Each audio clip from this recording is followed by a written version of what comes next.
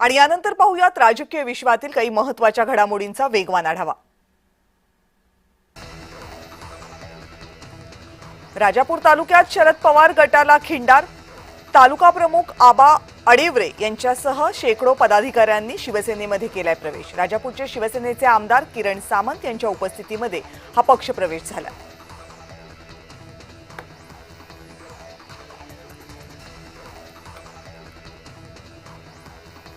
फलटणमधल्या महिला डॉक्टरच्या आत्महत्येवरून सुरेश धस हे आक्रमक झालेत। महिला डॉक्टरच्या आत्महत्येला जबाबदार असलेल्या सर्व आरोपींना फासावर लटकवलं पाहिजे। मग त्यामध्ये खासदार असो किंवा दबाव टाकणारे त्यांचे पीए असो, त्यांनाही या प्रकरणात आरोपी ठरवलं पाहिजे अशी मागणी त्यांनी केली आहे।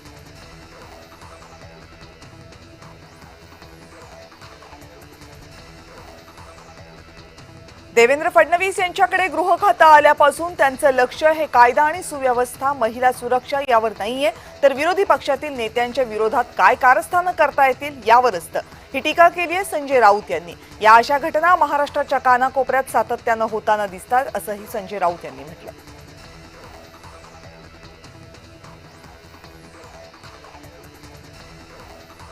राऊतांच्या टीकेला भाजपचे प्रवक्ते नवनाथ बन यांनीही उत्तर दिले। हे उद्धव ठाकरेंचं सरकार नाहीये, तर देवाभाऊंचं कायद्याचं राज्य आहे असं नवनाथ बन यांनी म्हटलंय।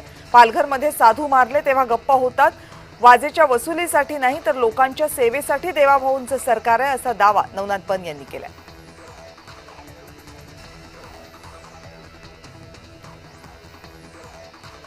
फलटणमधल्या महिला डॉक्टर आत्महत्येप्रकरणी नवे खुलासे होत आहेत। यामध्ये माजी खासदार आणि त्यांच्या पीएनं दबाव टाकल्याचा आरोप केला जातोय। संबंधित महिलेच्या आत्तेभावानं हा आरोप केलाय। खासदार पीए मार्फत महिला डॉक्टरवर दबाव टाकला जात होता असा आरोप करण्यात येतोय।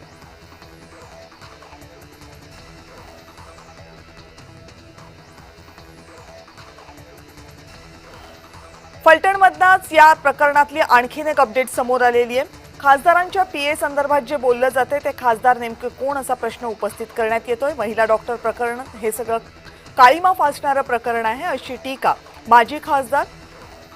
भाजपच्या माजी खासदारांनी केली आहे।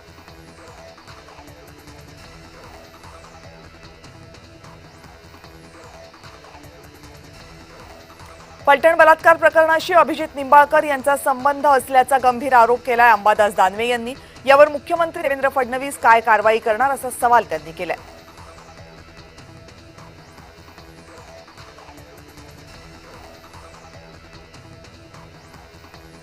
सामाजिक न्याय मंत्री आणि शिवसेनेचे नेते संजय शिरसाट यांनी राजकारणामधून निवृत्तीचे संकेत दिलेत। वयानुसार केव्हा तरी थांबायचं का असा माझा प्रश्न मनात आल्याचं शिरसाट यांनी म्हटलंय। शिरसाट यांच्या वक्तव्यानं राजकीय वर्तुळात चर्चा सुरू झाली।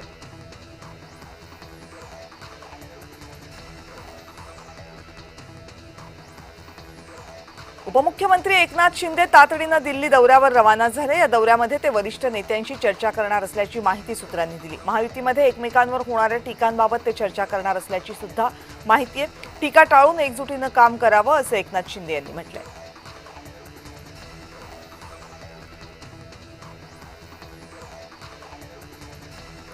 नांदेडमध्ये अजित पवारांचं भाषण सुरू असताना कर्जमाफीवर बोला अशी मागणी काही शेतकऱ्यांनी केली। कर्जमाफी करणार नाही असं सरकार कधीही म्हणालं नाही।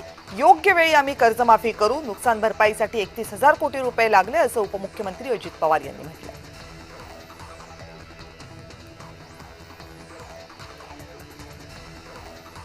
उपमुख्यमंत्री अजित पवार यांच्या उपस्थितीमध्ये दिवंगत आमदार बापूसाहेब गोरटकर यांच्या दोनही मुलांनी राष्ट्रवादीत प्रवेश केला। त्यामुळे नांदेडमध्ये शरद पवार गटाला खिंडार पडले। यावेळेस नवाब मलिक, बाबासाहेब पाटील, प्रताप पाटील चिखलीकर यांची उपस्थिती होती।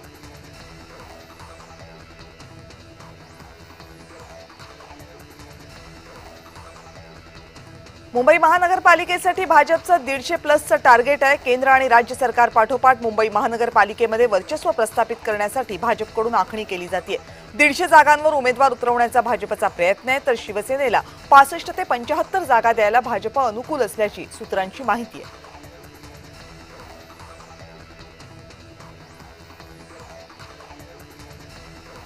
पक्षासोबत बेईमानी केली त्याच्या घरात घुसून मारू असं वादग्रस्त वक्तव्य नाना पटोले यांनी केले। येणाऱ्या नगरपरिषद निवडणुकांच्या पार्श्वभूमीवर भंडाऱ्यातील कार्यकर्ता मेळावा आयोजित करण्यात आला होता, त्यावेळेस ते बोलत होते।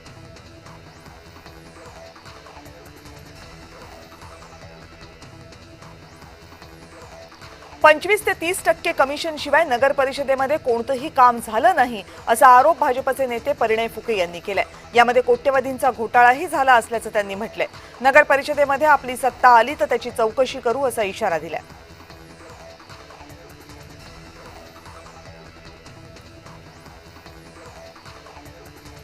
खासदार मुरलीधर मोहोळ यांनी मुख्यमंत्र्यांची भेट घेतली, यावर धंगेकरांनी प्रतिक्रिया दिली।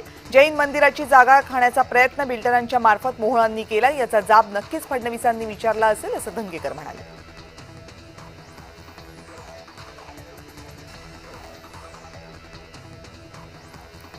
मंगळवेढ्यामधील छत्रपती शिवाजी महाराजांच्या पुतळ्याचा अनावरण कार्यक्रम रद्द करण्यात आल्याची माहिती आमदार समाधान आवताडे यांच्या कार्यालयाकडून देण्यात आली आहे। या कार्यक्रमाला मुख्यमंत्री देवेंद्र फडणवीस आणि मनोज जरांगे यांना निमंत्रण होतं।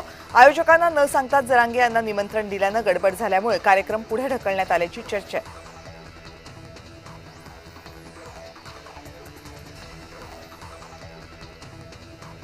भारतीय जनता पार्टीमध्ये सध्या मोठ्या प्रमाणावर इन्कमिंग सुरू आहे, त्यामुळे जुन्या कार्यकर्त्यांकडे लक्ष द्या, नाही तर जेवढ्या जोरानं वाढले तेवढ्या जोरानं खाली आल्याशिवाय राहणार नाही असं म्हटलंय केंद्रीय मंत्री नितीन गडकरी यांनी। आणि त्यांनी भाजपचेच कान टोचलेत। जुना कार्यकर्ता हा घर की मुर्गी दाल बराबर तर बाहेरून आलेले सावजी चिकन असं समजू नका, असा ही टोला गडकरींनी लगावला।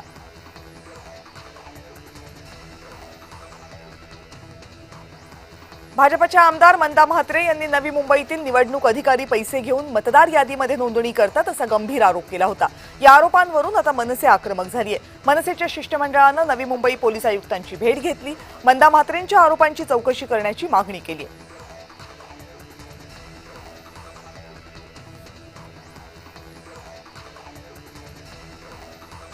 जिल्हा परिषदेच्या निवडणुकी अगोदर शिवसेनेमध्ये जोरदार इन्कमिंग सुरू आहे। मंत्री भरत गोगावले यांच्या उपस्थितीमध्ये राष्ट्रवादी काँग्रेसचे उणेगाव ग्रामपंचायत सदस्य शंकर शिंदे यांच्यासह शेकडो कार्यकर्त्यांनी शिवसेनेमध्ये प्रवेश केला।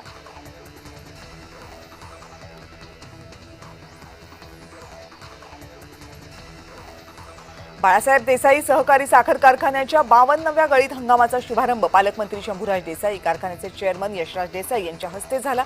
अवकाळी पावसामुळे ऊसाची वाढ म्हणावी तशी झाली नाही। गतवर्षीच्या प्रमाणात ऊसाची रिकव्हरी आता अर्धा टक्का कमी आहे, त्यामुळे सगळ्याच बाजूने साखर उद्योग अडचणीत आल्याची प्रतिक्रिया शंभूराज देसाई यांनी दिली।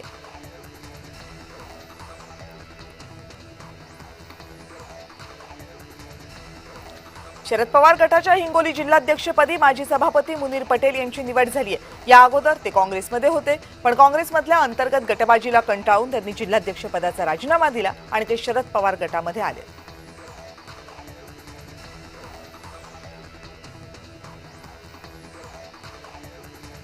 नांदेड जिल्ह्यामध्ये ओबीसी नेत्यांमध्ये उभी फूट पडली। काही दिवसांपूर्वी ओबीसी समाजाकडून विराट मोर्चाचं आयोजन करण्यात आलं होतं, पण आता या मोर्चाला आमचा पाठिंबा नसल्याचं मनोहर धोंडे यांनी सांगितलंय। नांदेडमध्ये होणाऱ्या मोर्चाला राज्यातील कोणताही ओबीसी नेते येणार नसल्याचं स्पष्ट झालंय, त्यामुळे मूळ ओबीसी नेते कोण असा संभ्रम निर्माण झालाय।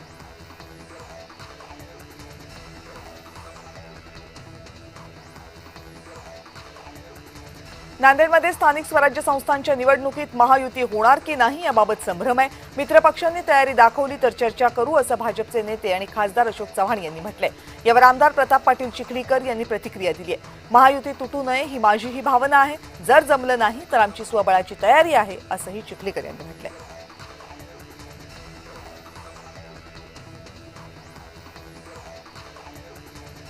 मुंबईमध्ये 2 लाखांपेक्षा जास्त बांगलादेशी असल्याचा दावा किरीट सोमय्या यांनी केला।